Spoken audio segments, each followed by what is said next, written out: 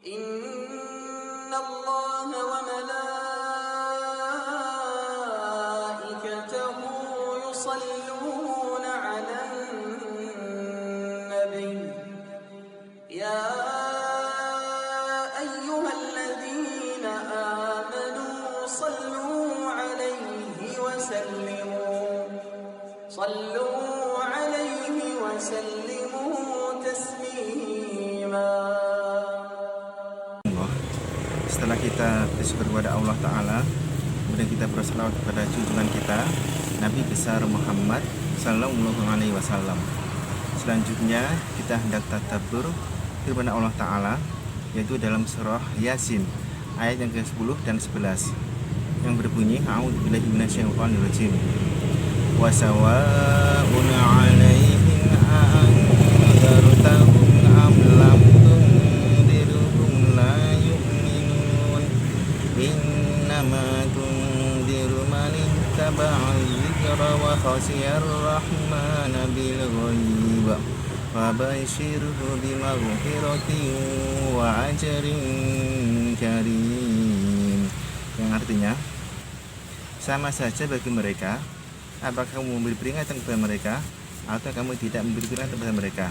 Mereka tidak beriman. Sesungguhnya kamu hanya bisa memberi peringatan kepada orang yang mau mengikuti Adzikr atau Al-Quran dan yang takut kepada Ar-Rahman yang tidak terlihat. Maka berilah kabar gembira kepada mereka dengan ampunan dan pahala yang mulia. Jamaah rahimakumullah, 5 faidah kita petik dari tadabbur ayat kali ini secara singkat. Yang pertama, tasriyatun nabi, yaitu penghiburan kepada Nabi Muhammad sallallahu alaihi wasallam. Dalam firman Allah Ta'ala surah Al-Kahfi ayat ke-6 disebutkan, "Wala'allaka bakhirun nafsaka ala atharihim illam yu'minu bihadzal hadithi asafa." Maka barangkali wahai Muhammad, kamu akan membinasakan dirimu karena bersedih disebabkan mereka berpaling ketika mereka tidak mau beriman dengan perkataan ini, yaitu Al-Quran.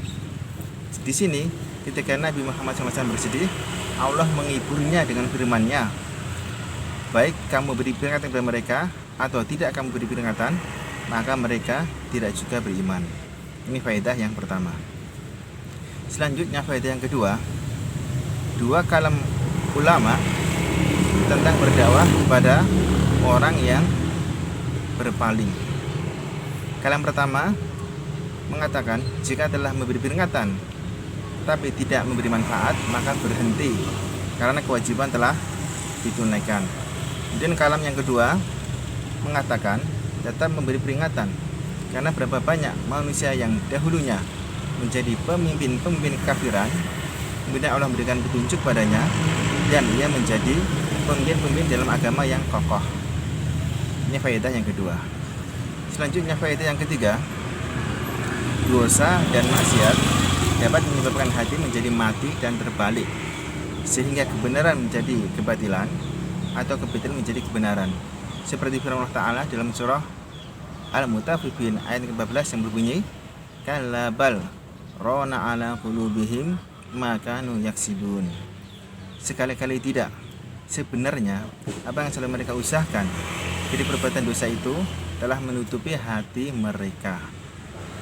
Jadi jamaah rahimakumullah, ketika kita tergelincir dalam perbuatan dosa, kita segera beristighfar, minta ampun kepada Allah, sehingga titik noda hitam dalam hati itu bisa hilang dan berganti putih lagi dengan izin Allah Ta'ala.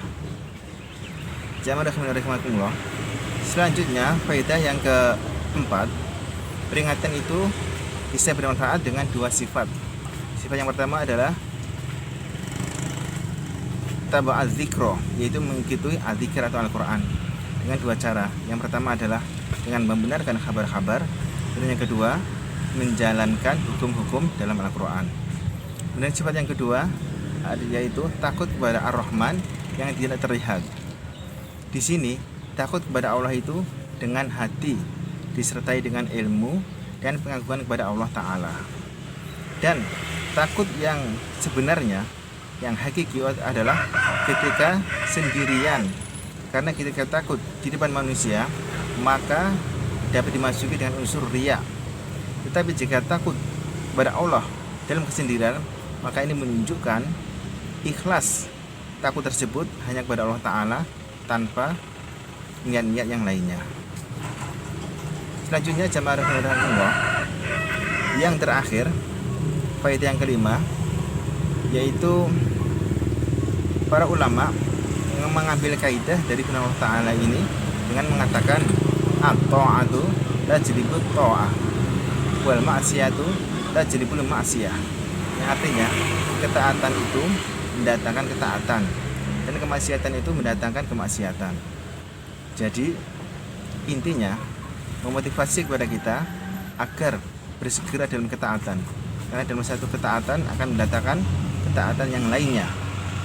Demikian pula sebaliknya, waspada dan berhati-hati dari perbuatan dosa, karena satu perbuatan dosa bisa mendatangkan dosa-dosa yang lainnya.